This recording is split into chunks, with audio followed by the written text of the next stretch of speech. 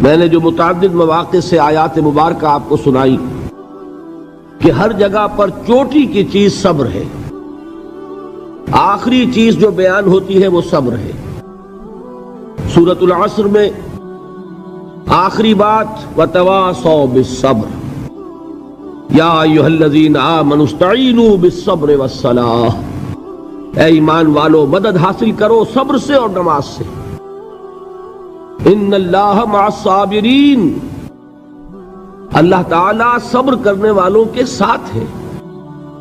اور پھر آگے چل کر وبشر الصابرین الذین اذا اصابتهم مصیبۃ قالوا انا للہ وانا الیہ راجعون، اے نبی بشارت دیجئے، خوشخبری دیجئے ان صبر کرنے والوں کو کہ جن پر جب بھی کوئی تکلیف یا مصیبت نازل ہوتی ہے تو کہتے ہیں کہ ہم اللہ ہی کے ہیں اور اللہ ہی کی طرف ہمیں لوٹ جانا ہے۔ صبر کا مفہوم ہے اپنے آپ کو تھامنا، روکنا، برداشت کرنا، تحمل کرنا، اور جو بھی اپنا ایک طے شدہ مقصد ہے کسی بھی مخالفت سے بددل ہوئے بغیر، کسی بھی تکلیف یا مصیبت سے ہراساں ہوئے بغیر اس کی طرف پیش قدمی کیے چلے جانا۔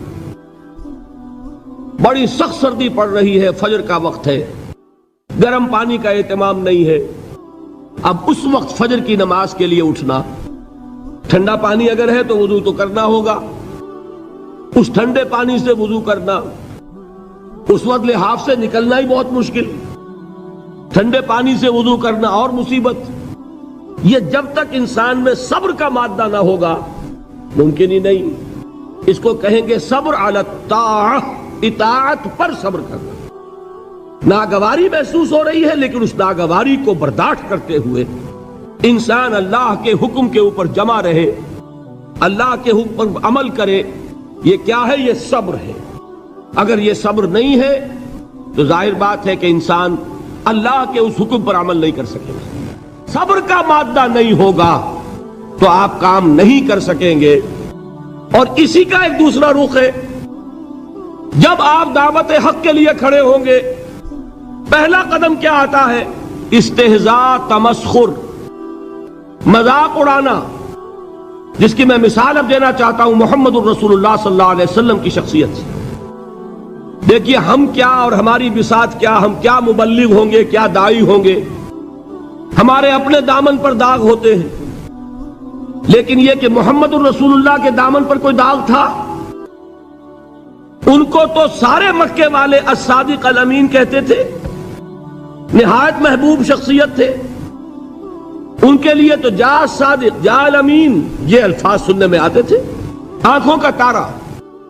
لیکن جب آپ نے دعوت اب شروع کی، اب قرآن مجید میں دیکھیے کسی نے کہا مجنون ہو گئے، دماغ خراب ہو گیا، پاگل ہو گئے، اجی شاعر ہیں، کچھ شعر جوڑ لیتے ہیں ہم پر دھوس جماتے ہیں۔ کسی نے کہا ساحر ہیں، کچھ جادو سیکھ لیا ہے، یہاں تک کہ ایسے بدبخت بھی پیدا ہوئے، قرآن میں ہے ساحر کذاب، سحر کرنے والا جادوگر نہایت جھوٹا۔ یہ الفاظ کہے جا رہے ہیں کس کی شان میں؟ محمد الرسول اللہ صلی اللہ علیہ وسلم۔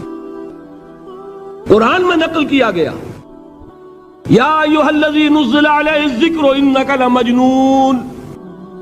کبھی آپ نے اس کا ترجمہ سوچا؟ ہے وہ شخص، دیکھیے تصور کیجئے حضور جا رہے ہیں، تشریف لے جا رہے ہیں، کسی دعوت میں ہے، تبلیغ میں، یا ویسے ہی تشریف لے جا رہے ہیں، اور کوئی ایک جمگھٹا ہے لوگوں کا، ادھر سے فقرہ آتا ہے، تیر کی طرح لگتا ہے دل میں جا کر محمد کے صلی اللہ علیہ وسلم۔ اے وہ شخص جس کا یہ خیال ہے کہ اس پر کوئی ذکر نازل ہو رہا ہے، ہمارے خیال میں تو تمہارا دماغ خراب ہو گیا ہے۔ یا ایھا الذی نزل علیہ الذکر انک لمجنون، کہا کہ نہیں کہا؟ اور یہ نہ سمجھیے کہ حضور صلی اللہ علیہ وسلم کے قلب مبارک کو تکلیف نہیں ہوتی تھی۔ میں قرآن سے ثابت کروں گا، میں کہیں کوئی کہانیاں بیان نہیں کرنا چاہتا۔ قرآن نے کہا ہے وَلَقَدْ نَعْلَمُ انک یضیق صدرک بما یقولون، اے نبی ہمیں خوب معلوم ہے صلی اللہ علیہ وسلم کہ جو کچھ یہ لوگ کہہ رہے ہیں اس سے آپ کا سینہ بھجتا ہے، یہ جو گھٹن ہوتی ہے، صدمہ ہوتا ہے۔ انک یضیق صدرک بما یقولون، ہمیں خوب معلوم ہے کہ جو کچھ یہ باتیں آپ کو سننی پڑ رہی ہیں، یہ کڑوی کسیلی باتیں، یہ جو فقرے چست ہو رہے ہیں، استہزاء ہو رہا ہے، تمسخر ہو رہا ہے۔ سورہ حجر میں ہے، ایک جگہ کھڑے ہوئے لوگ قرآن کا مذاق اڑا رہے ہیں، بھائی فلاں آیت تم لے جانا، فلاں آیت میری ہوگی، اس کے ٹکڑے کر رہے ہیں، اس کے ٹکڑے حصے بکھرے کر کے قیمہ بنا کر ان آیات کا تمسخر اڑا رہے ہیں۔ ایک جگہ قرآن مجیدی میں مذکور ہے کہ فرشتوں کا مذاق اڑ رہا ہے، بھائی یہ دیکھو محمد نے کہا ہے صلی اللہ علیہ وسلم کہ جہنم پر تو کل 19 فرشتے ہیں، علیہا 19 قرآن میں آیت نازل ہوئی۔ ایک پہلوان کہتا بھائی 10 کو تو میں سنبھال لوں گا، باقی 9 کا تم انتظار کر لو۔ یہ باتیں آ رہی ہیں حضور کے کانوں میں، کلام الہی کے ساتھ کیا سلوک ہو رہا ہے، مجھ پر کیا فقرے چست کیے جا رہے ہیں، مجھ پر جس طریقے سے استہزاء اور تمسخر کا رویہ اختیار کیا گیا ہے، دل بھج رہا ہے، دل میں صدمہ ہے۔ دیکھیے سورہ نون ہے، اور میرے نزدیک یہ دوسری وحی ہے جو حضور پر نازل ہوئی ہے، اس کی ابتدائی آیات، نون والقلم وما یسطرون ما انت بنعمت ربک بمجنون وان لک لاجرا غیر ممنون وانک لعلی خلق عظیم فستبصر ویبصرون بأیکم المفتون ان ربک هو یعلم بمن ضل عن سبیلہ وهو اعلم بالمہتدین۔ نون، قسم ہے قلم کی اور جو کچھ یہ لکھتے ہیں۔ اے نبی آپ اپنے رب کی نعمت سے مجنون نہیں ہیں۔ یہ کیوں کہا جا رہا ہے؟ حضور کو جو صدمہ پہنچا ہے وہی نازل ہوئی ہے دل جوئی کے لیے، تسلی کے لیے۔ آپ کیوں برا منا رہے ہیں؟ اے نبی آپ کیوں صدمہ اور رنج اور اندوہ محسوس کر رہے ہیں؟ ان بدبختوں کے کہنے سے کوئی آپ مجنون ہو جائیں گے؟ مانتا بے نعمت رب کا بھی مجنون وَإِنَّ لَكَ لَأَجْرًا غَيْرَ مَمْنُونَ، آپ کو جو یہ صبر کرنا پڑ رہا ہے، آپ کو جو یہ جھیلنا پڑ رہا ہے، اس کی وجہ سے آپ کو وہ اجر ملے گا جس کا سلسلہ کبھی منقطع نہیں ہوگا۔ وَإِنَّكَ لَعَلَىٰ خُلُقٍ عَظِيمٍ، اور اے نبی آپ تو خلق عظیم کے حامل ہیں۔ آپ کا اخلاق، آپ کا کردار، آپ کی سیرت، آپ کی شخصیت میں طہارت، نفاست، پاکیزگی، آج تک دنیا نے کوئی پاگل، کوئی مجنون ایسا بھی دیکھا؟ یہ ساری باتیں اللہ تعالیٰ حضور کی دلجوئی کے لیے فرما رہے ہیں۔ اس سے آپ اندازہ کیجئے کہ کتنا صدمہ ہوتا ہوگا۔ یہی ہے، اس ساری چیز کو جمع کیجئے تو یہ چیز کیا ہے؟ وَاصْبِرْ عَلَىٰ مَا يَقُولُونَ وَاهْجُرْهُمْ هَجْرًا جَمِيلًا، صبر کرو اے نبی، صبر کرو اے محمد صلی اللہ علیہ وسلم، جھیلو اور برداشت کرو اس پر جو یہ کہہ رہے ہیں۔ یریدون لیطفئوا نور اللہ بافواہہم، یہ چاہتے ہیں کہ اللہ کے نور کو اپنے منہ سے بجھا دیں، پھونکے مار کے ہی بس۔ نور خدا ہے کفر کی حرکت پہ خندہ زن، پھونکوں سے یہ چراغ بجھایا نہ جائے گا۔ یریدون لیطفئوا نور اللہ بافواہہم واللہ متم نورہ ولو کرہ الکافرون، یہ چاہتے ہیں کہ اپنے منہ کی پھونکوں سے اللہ کے نور کو بجھا دیں، حالانکہ اللہ تعالیٰ تو اپنے نور کا اتمام فرما کر رہے گا، خواہ ان کافروں کو کتنا ہی ناگوار ہو۔ اس کی ترجمانی ہے نور خدا ہے کفر کی حرکت پہ خندہ زن، پھونکوں سے یہ چراغ بجھایا نہ جائے گا۔ یہی وجہ دیکھیے مکی صورتوں میں خود نبی اکرم صلی اللہ علیہ وسلم کو اتنے مختلف پیرایوں میں صبر کا حکم دیا گیا۔ کچھ مثالیں میں دے چکا ہوں، وَلِرَبِّكَ فَاصْبِرْ، اسی طریقے سے وَاصْبِرْ كَمَا صَبَرَ أُولُو الْعَزْمِ مِنَ الرُّسُلِ، اے نبی صبر کیجئے جیسے کہ صبر کیا ہمارے اولو العزم رسولوں نے۔ وَاصْبِرْ وَمَا صَبْرُكَ إِلَّا بِاللَّهِ، اے نبی صبر کیجئے اور آپ کا صبر تو اللہ ہی کے سہارے ہے۔ وَاصْبِرْ لِحُکْمِ رَبِّكَ، یہ سورہ نون جس کی ابتدائی آیات میں نے آپ کو سنائی، نون والقلم وما یسطرون ما انت بنعمت ربک بمجنون، اس کا اختتام کیا ہوتا ہے؟ وَاصْبِرْ لِحُکْمِ رَبِّكَ وَلَا تَكُنْ كَصَاحِبِ الْحُوتِ اِذْ نَادَىٰ وَهُوَ مَكْظُومٌ، اے نبی صبر کیجئے اپنے رب کے فیصلے کا، انتظار کیجئے اور اس مچھلی والے کے مانند نہ ہو جائیے۔ مچھلی والا کون؟ حضرت یونس علیہ السلام۔ مچھلی والے نے اپنے دینی حمیت اور غیرت جو تھی اس کی وجہ سے اللہ کے حکم کا انتظار نہیں کیا، اپنی قوم کو چھوڑ کر چل دیے۔ نبی کا، رسول کا یہ معاملہ ہوتا ہے، جیسے کہ آپ کو معلوم ہے کوئی افسر ہے کسی حکومت کا، وہ اپنی پلیس آف ڈیوٹی کو نہیں چھوڑ سکتا، he must stick to his place of duty. بڑے افسرز کے لیے تو یہ بہت بہت اہم بات ہے۔ تو اے رسول، جہاں آپ کو ہم نے تعینات کیا ہے آپ وہاں سے ہل نہیں سکتے کہ ذرا مخالفت ہوئی، لوگوں نے فقرے چست کیے اور آپ کہیں اور چل دیے، دفع ہوئیے، یہ بات نہیں سننا چاہتے، میں کسی اور کو سناؤں گا، ہو سکتا ہے نا؟ ہم تو کرتے ہیں نا یہ، اس لیے کہ ہمیں تو اللہ نے کہیں تعینات تو نہیں کیا نا۔ اگر ایک جگہ کے لوگ بات نہیں سنتے، چلو بھائی ہم کہیں اور جائیں گے، وہاں بات سنائیں گے۔ لیکن رسول کا معاملہ ہوتا ہے جو اس کی پلیس آف اپوائنٹمنٹ ہے، he cannot leave his place without the express permission of Allah subhanahu wa ta'ala۔ آپ نے یہ سنا ہوگا، سیرت کی تقاریر میں پڑھا ہوگا کہ مدینے کی طرف ہجرت کی اجازت حضور نے تمام صحابہ کو دے دی، خود منتظر رہے جب تک کہ اللہ کی طرف سے اجازت نہیں آ گئی۔ حضرت ابوبکر پوچھتے رہتے تھے حضور اجازت آ گئی کہ نہیں؟ نہیں ابھی نہیں آئی۔ حضور اذن آ گیا؟ نہیں آیا، ابھی نہیں آیا۔ حبشہ کی طرف سب کو بھیج دیا، اجازت دے دی جو جانا چاہے چلا جائے۔ حضور کی صاحبزادی جو حضرت عثمان کے نکاح میں تھی وہ بھی ہجرت کر رہی ہے، لیکن حضور تو نہیں گئے۔ رسول نہیں چھوڑ سکتا اپنی جگہ کو، یہاں تک کہ تمام تقریباً صحابہ چلے گئے، حضور رہ گئے، حضرت ابوبکر رہ گئے، حضرت علی رہ گئے، اور حضرت ابوبکر پوچھ رہے ہیں بار بار اجازت آئی یا نہیں؟ نہیں ابھی نہیں آئی۔ حضرت عائشہ نے واقعہ بیان کیا کہ ایک روز اچانک دوپہر کے وقت ہم نے دیکھا کہ حضور نے اپنے پورے جسم کو ڈھانپا ہوا ہے، چہرے کو بھی کپڑے میں ڈھانکا ہوا ہے اور تشریف لا رہے ہیں۔ یہ اس میں تعجب کی بات یہ کہ عرب میں آج بھی آپ کو معلوم ہے کہ یہ چیز جو ہے ان کی روایات کے خلاف ہے کہ دوپہر کے وقت کوئی کسی سے ملنے جائے۔ یہ وقت جو ہے قیلولے کا ہے، آرام کا ہے۔ تو این ٹھیک دوپہر کے وقت تشریف لائے حضور، آپ نے آ کے حضرت ابوبکر سے فرمایا کہ اجازت آ گئی ہے۔ حضرت ابوبکر نے بہت خوش ہو کر ایک بات کہی، حضور میں نے 2 اونٹنیاں تیار کی ہوئی ہیں۔ یعنی اب آپ وہ تو سوچتے تھے نا شاباش ملے گی کہ میں نے تیاری کی ہوئی ہے، میں نے 2 اونٹنیوں کو خوب کھلا پلا کے فربا کیا ہوا ہے، بڑی توانا ہے تاکہ ہم تیزی کے ساتھ سفر کر سکیں۔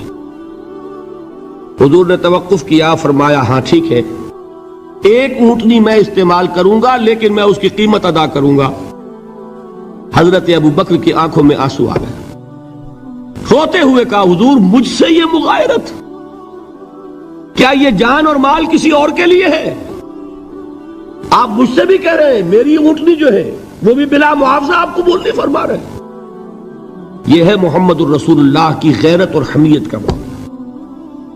اب دیکھیے ایک بات عجیب ہے، یہ ربط اپنے ذہن میں رکھیے، اللہ تو صبر کی تلقین کر رہا ہے اپنے رسول کو، اور رسول یہی تلقین کر رہے ہیں اپنے صحابہ کو، صبر کرو، جھیلو، برداشت کرو، ہاتھ مت اٹھانا، کوئی جوابی کارروائی نہیں ہوگی، بلکہ اپنے اوپر جھیلو جو کچھ جھیلنا ہے، ڈٹے رہو، پیچھے مت ہٹنا، یہ صبر ہے، لیکن ہاتھ اٹھانے کی اجازت نہیں۔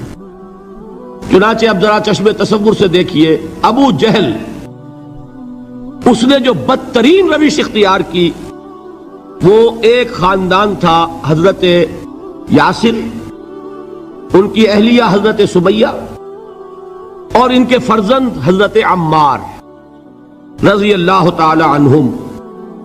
یہ غلام نہیں تھے، حضرت سمیہ تو کنیز تھیں لیکن یاسر غلام نہیں تھے۔ ان کی کہانی یہ ہے، واقعہ یہ ہے کہ یہ بہت نیک آدمی تھے یاسر، یمن کے باشندے، انہیں کو خواب میں بشارت ہوئی کہ نبی کا ظہور ہونے والا ہے مکے میں، جاؤ شاید ان کے قدموں تک پہنچ جاؤ۔ یہ یمن سے ترک وطن کر کے مکے آ گئے۔ ابو جہل کا ایک چچا تھا، بہت شریف النفس انسان، اس کے ساتھ معاہدہ کیا حلیف بن کر، اور وہ مکے میں رہنے لگے۔ اس لیے کہ یہ نوٹ کر لیجئے، مکہ اس وقت ایک قبیلے کا شہر تھا، صرف قریش۔ یا قرشی رہ سکتا تھا وہاں، یا قرشی کا حلیف، کہ اگر تو کسی قرشی نے آپ کو امان دی ہوئی ہے تو آپ رہ سکتے ہیں مکے میں، ورنہ نہیں۔ یا تیسرے قرشی کا غلام، غلام تو ملکیت ہی ہے اس کی، جیسے بھیڑ بکری ہے کسی قرشی کی، اسی طرح اس کے غلام ہے۔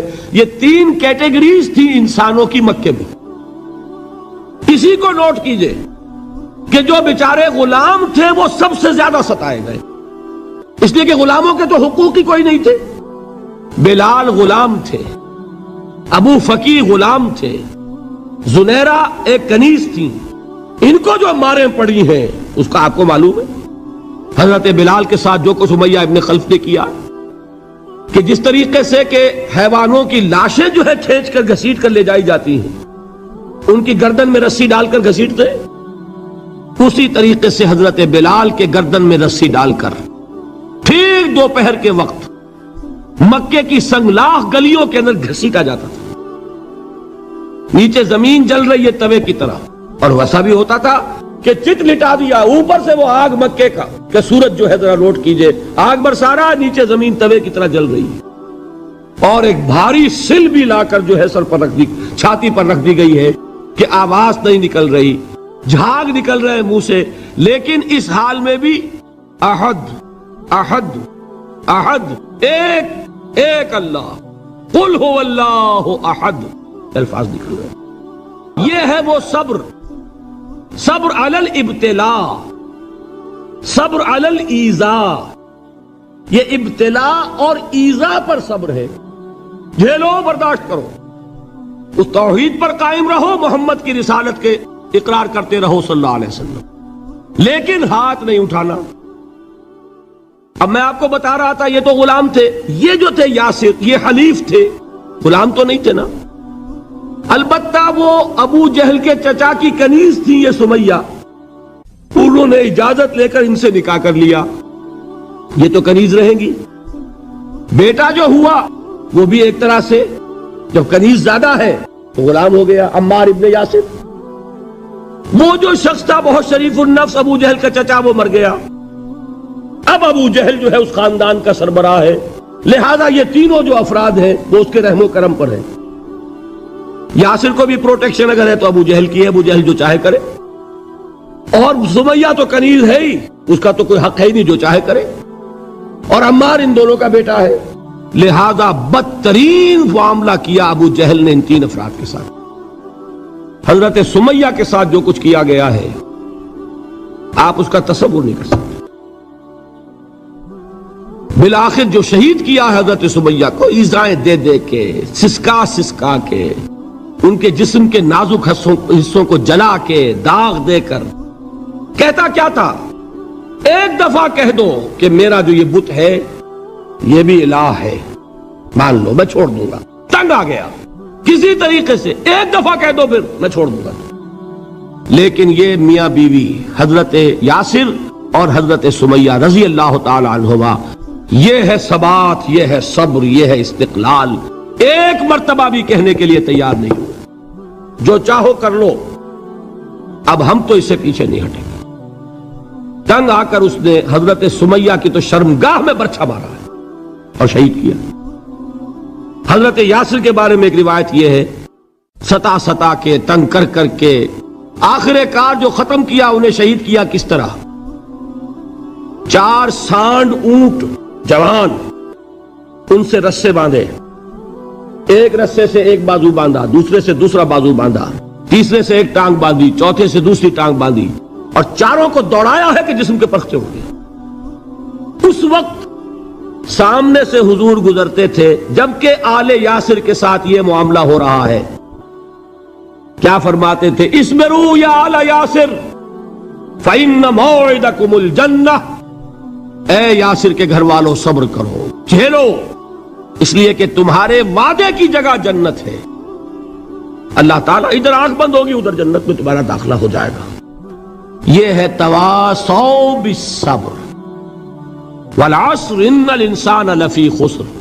یہ تواصوا بالصبر پر کون عمل کر رہا ہے؟ محمد الرسول اللہ صلی اللہ علیہ وسلم۔ دے تو بھی محمد کی صداقت کی گواہی۔ یہ صداقت کی گواہی دیتے ہوئے انہوں نے اپنی جانیں دے دی۔ 4 سے لے کر 12 تک 8 برس، اس کو کہتے ہیں پرسیکیوشن، فزیکل پرسیکیوشن، تشدد، مار پیٹ، جلانا، دہتے ہوئے انگاروں پر لٹانا، فاقے رکھنا، بھوکے رکھنا، ان کو ڈال دی گئی زنجیریں، گھروں میں بند کر دیا گیا نوجوانوں کو۔ حضرت عثمان کو چچا نے ان کے ایک چٹائی کے اندر لپیٹا اور دھونی دے دی، دم گھٹ رہا ہے، جان نکل رہی ہے۔ حضرت مصعب بن عمیر رضی اللہ تعالی عنہ، وہ نوجوان 200 درہم کا جوڑا ان کا سل کر آتا تھا شام سے تیار ہو کر، لباس معطر ہوتا تھا، جدھر سے نکل گیا پوری گلی جو ہے وہ معطر ہو گئی، انگلیاں اٹھ رہی ہیں، وہ جا رہا ہے مصعب، یہ خوشبو اس کی ہے۔ اس مصعب کے ساتھ کیا سلوک کیا؟ باپ تو مر چکا تھا، ماں نے پالا تھا، دولت بہت چھوڑ کر گیا تھا باپ، لہذا ماں نے بڑے ناز و نام میں پالا، بڑے لاڈ پیار میں، 200 درہم کا جوڑا تیار ہو رہا ہے۔ لیکن یہ کہ آپ کو معلوم ہے عرب کے اس معاشرے میں عورت کی کوئی حیثیت نہیں تھی، ماں کا اختیار نہیں تھا، چچا تھا اب سربراہ خاندان کا۔ چچا نے کہا مصعب اگر تم نے اپنے باپ کا دین چھوڑ دیا ہے تو باپ کی دولت پر بھی تمہارا کوئی حق نہیں ہے، نکل جاؤ گھر سے۔ اس نے یہ سوچا تھا کہ مصعب کے ہوش ٹھکانے آ جائیں گے، دن میں تارے نظر آ جائیں گے، ناز و نام میں پلا ہوا گھر سے نکل کے جائے گا کہاں، یہ سارا نشہ جو ہے توحید کا یہ حیران ہو جائے گا۔ حضرت مصعب کا جواب بالکل برعکس تھا، اچھا ٹھیک ہے چچا جان، میں گھر چھوڑتا ہوں۔ وہی بات جو کبھی کہی تھی ابراہیم نے، باپ نے کیا کہا تھا؟ واجرنی ملیہ، جاؤ چلے جاؤ، دفع ہو جاؤ میری نگاہوں سے۔ حضرت ابراہیم نے کیا جواب دیا تھا؟ سلام علیک ساستغفر لک ربی انہ کان بی حفیہ۔ اچھا ابا جان آپ کا حکم یہی ہے تو میں چلتا ہوں، آپ پر سلامتی ہو، میرا رب مجھ پر بڑا مہربان ہے، میں اس سے آپ کے لیے استغفار کروں گا۔ چل دیے۔ یہی جو ہے حضرت ابراہیمی کی نسل ہے نا قریش۔ آج ابراہیم کے ایک بیٹے کے ساتھ وہی معاملہ ہو رہا ہے، مصعب کے ساتھ، اور مصعب چلنے کے لیے تیار ہو گئے۔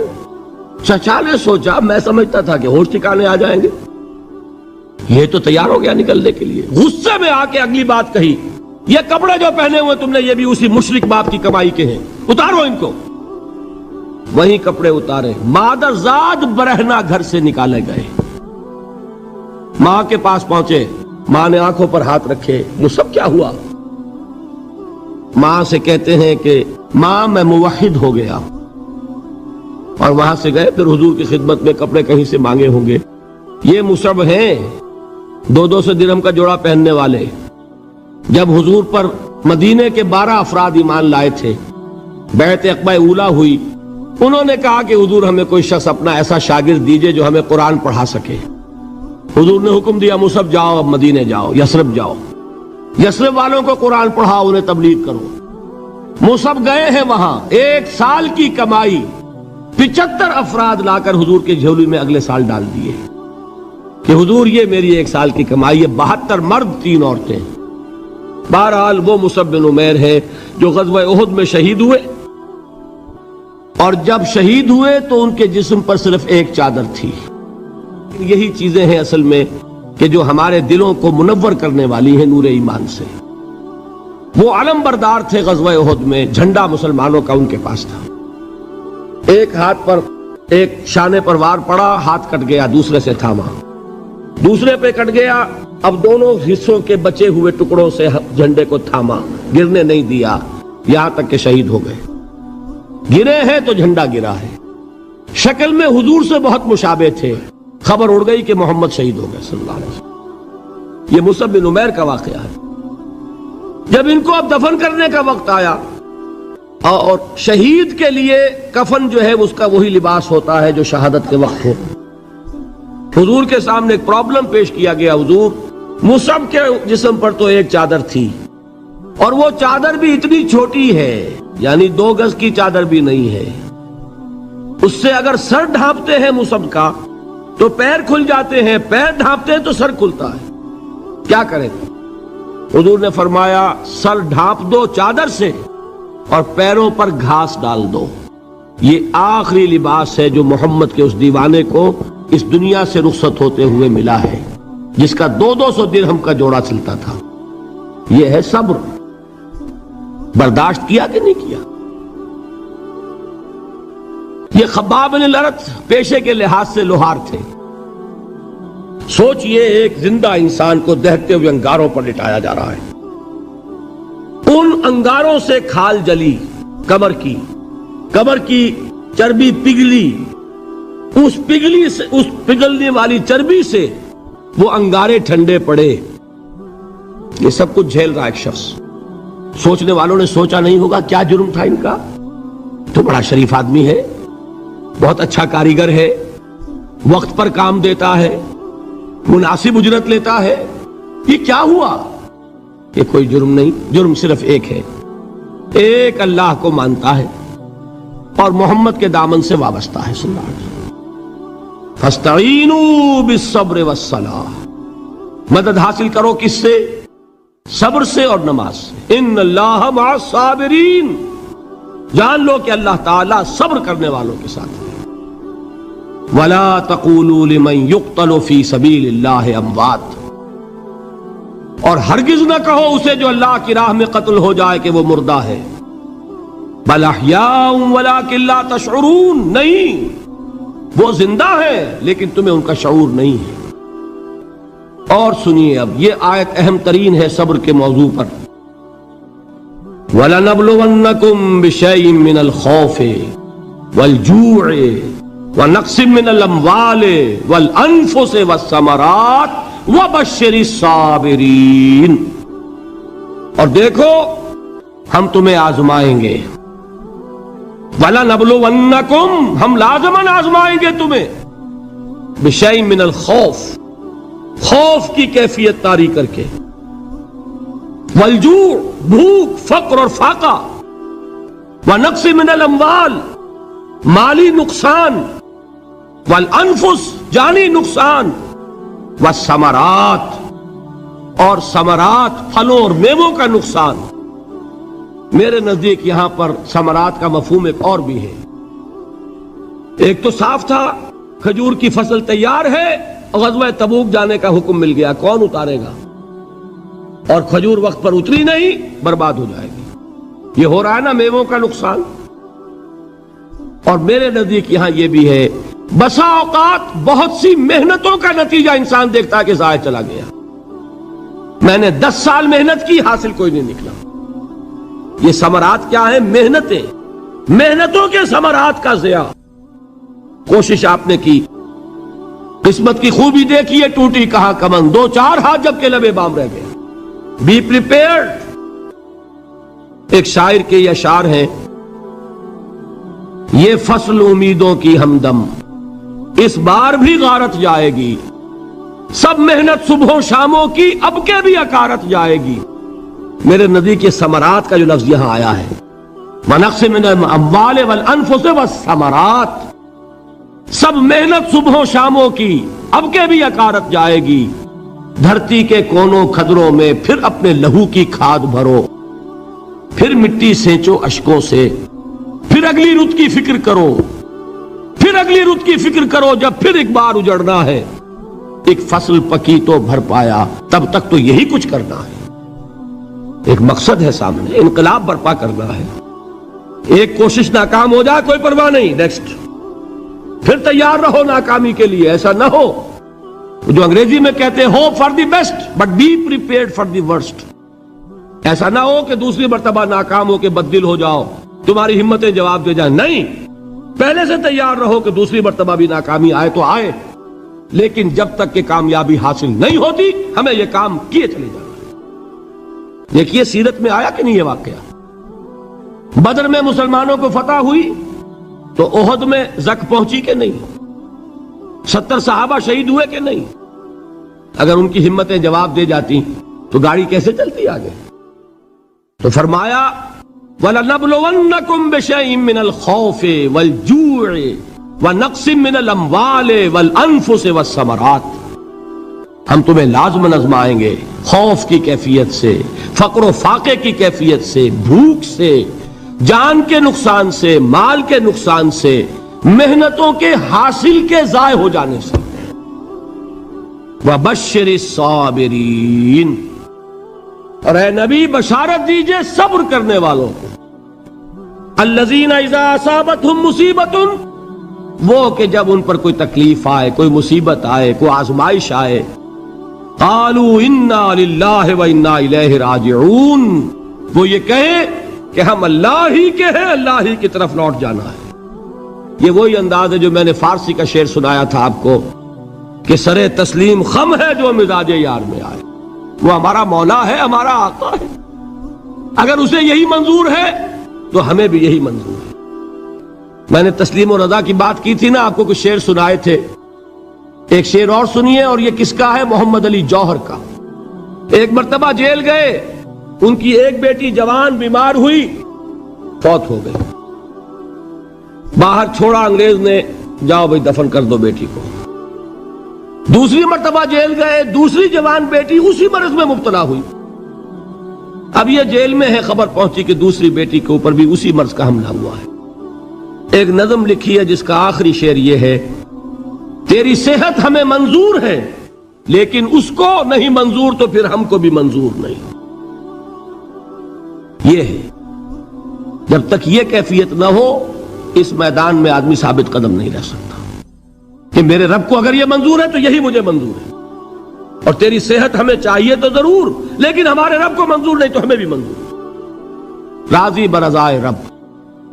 وَبَشِّرِ الصَّابِرِينَ الَّذِينَ إِذَا أَصَابَتْهُمْ مُصِيبَةٌ قَالُوا إِنَّا لِلَّهِ وَإِنَّا إِلَيْهِ رَاجِعُونَ، نہ شود نصیب دشمن کے شود ہلاک تیغت، سر دوستہ سلامت کے تو خنجر آزمائی۔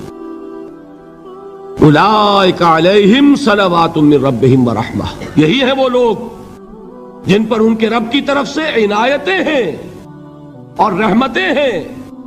وَأُولَئِكَ هُمُ الْمُهْتَدُونَ، اور یہی ہے وہ لوگ جو کامیاب ہونے والے ہیں، ہدایت پانے والے، ہدایت یافتہ۔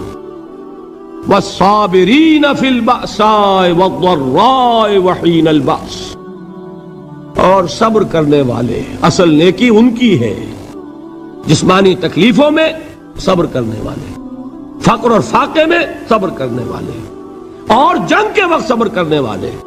اولئک الذین صدقوا واولئک هم المتقون، یہ ہے وہ لوگ جو صبر کرنے والے ہیں، یہ ہے جو سچے ہیں، جو اپنے دعوے میں نیکی کے اور ایمان کے صادق ہیں، اور یہی وہ لوگ ہیں جو متقی ہیں۔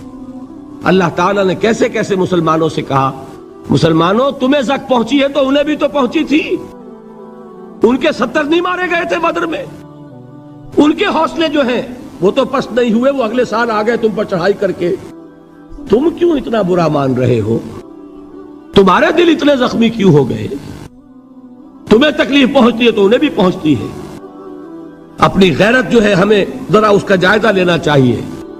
لوگ باطل نظریات کے لیے کتنی قربانیاں دے رہے ہیں، لوگ باطل چیزوں کے فروغ کے لیے کتنی محنتیں کر رہے ہیں، جیسا کہ میں نے ابھی کہا تھا، اسی غیرت کو چیلنج کرنے کے لیے، ذرا آپ کی حمیت دینی کو جوش دلانے کے لیے۔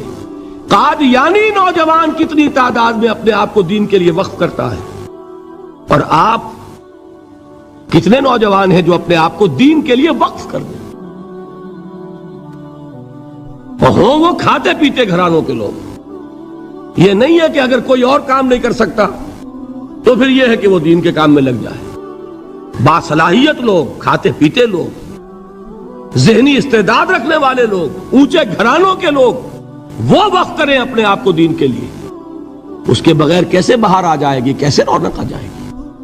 تو دنیا میں باطل نظریات والے جو ہیں، یہ بات کہی گئی ہے، مسلمانوں تم اگر توحید کے لیے لڑ رہے ہو، دیکھتے نہیں ابو جہل کو، اس نے گردن کٹوائی ہے شرک کے لیے، شرک کے لیے گردن کٹوائے، اور تم توحید کے لیے گردن کٹوانے کو تیار نہ ہو۔ اس نے گردن کٹوائی کہ نہیں کٹوائی؟ اور کس طرح کٹوائی ہے؟ کیونکہ بڑا متکبر قسم کا، فرعون قسم کا شخص تھا، جب گردن کاٹنے لگے تو کہتا ہے ذرا نیچے سے کاٹنا، تاکہ جب تم نیزے کے اوپر چڑھاؤ میرے سر کو تو اونچا نظر آئے، معلوم ہو سردار کا سر ہے۔ وہ بدبخت مرتے ہوئے بھی جو اس کی کیفیت تھی نا، اس کو ذہن میں رکھیے۔ تو یہ اس لوگوں نے قربانیاں دی، جانیں دی، تو فرمایا اگر تم ان سے زیادہ قربانی نہیں دو گے، یہ جو نوٹ کر لیجئے اس کو، مجرد اگر حق کو غالب کرنا اللہ کے ذمے ہو تو آنے واحد میں غالب کر دے گا، تمہیں تکلیف ہی دینے کی ضرورت نہیں۔ سمجھ رہے؟ کیا اللہ کے مقابلے میں کوئی باطل کی طاقت ٹھہر سکتی ہے؟ یہ تمہارے ایمان کا امتحان ہے، یہ تمہارے خلوص کی آزمائش ہے، یہ تمہارے امتحان کا ثبوت درکار ہے کہ اللہ تعالیٰ دیکھنا چاہتا ہے تم اس کے لیے اپنی جانیں قربان کرنے کو تیار ہو کہ نہیں، تم اس کے لیے تن من دھن لگانے کو تیار ہو کہ نہیں۔ اور یہ جان لو کہ اگر کفار اور مشرکین اور ملحدین اور باطل نظریات والے وہ جو کچھ قربانیاں اپنے باطل نظریات کے لیے دے رہے ہیں، ان سے زیادہ اگر تم نہیں دو گے تو حق غالب نہیں ہوگا۔ انہوں نے جو صبر کیا ہے اپنے باطل نظریات پر، اگر تم اس سے زیادہ صبر کا ثبوت نہیں دو گے اپنے اس حق پر تو حق غالب نہیں ہوگا۔ اس لیے فرمایا یا ایھا الذین آمنوا اصبروا وصابروا، نہ صرف یہ کہ صبر کرو بلکہ صبر میں اپنے دشمنوں سے آگے نکلو، ان کے صبر سے بڑھ کر صبر کرو۔ ورابطوا، مرابطہ کہتے ہیں چوکس رہنا، ہوشیار، پہرا دو، ایسا نہ ہو کہ دشمن جو ہے غفلت میں تمہارے اوپر کوئی حملہ جو ہے کر بیٹھے۔ واتقوا اللہ، اور اللہ کا تقوی اختیار کرو، لعلکم تفلحون، تاکہ تم فلاح پاؤ۔ یہ ہے حضرات تواصوا بالصبر۔ میں نے عرض کیا تھا ہر جگہ پر آپ کو چوٹی کی بات صبر ملے گا۔ آیت الکرسی، آیت البر جو میں نے آپ کو سنائی آخر میں، والصابرین فی الباساء والضراء وحین الباس، حامیم السجدہ، وما یلقاها الا الذین صبروا وما یلقاها الا ذو حظ عظیم۔